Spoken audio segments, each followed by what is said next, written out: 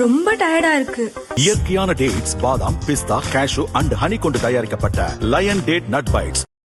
மத்திய கிழக்கில் நிலவும் போர் பதற்றம் முடிவுக்கு வராததால் உலகெங்கும் பெட்ரோலிய பொருள் விநியோகம் பாதிக்கப்பட்டுள்ளது. அமெரிக்கா ஈரான் இடையிலான அமைதி பேச்சு முடிவுக்கு வராததால் ஹார்முஸ் ஜலசந்தியில் பிரச்சினை தொடர்கிறது.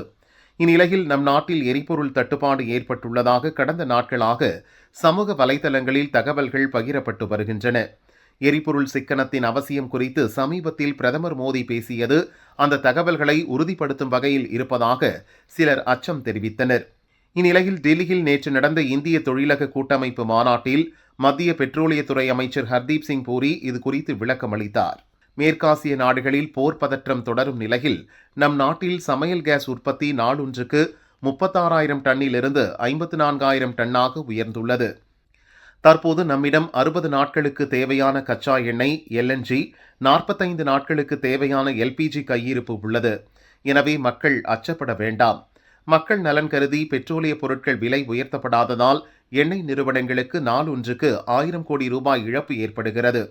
எரிபொருள் பயன்பாட்டின் சிக்கனம் பற்றிய பிரதமர் மோடியின் அறிவுரை எதிர்கால நலன் சார்ந்தது. இது உடனடியாக லாக்டவுன் அமலாகும் என்பதின் அர்த்தம் அல்ல. எனினும் மேற்காசிய போர் தொடர்ந்தால் நிதிச்சுமையை குறைக்க சில வாழ்க்கை முறை மாற்றங்களை நாம் சந்திக்க வேண்டும். தற்போதைய சூழலில் கேஸ் சிலிண்டருக்கு பதில் குழாய் வழி எரிவாயு இணைப்பு வழங்கும் நடைமுறையை துரிதப்படுத்த வேண்டும் என அவர் கூறினார்.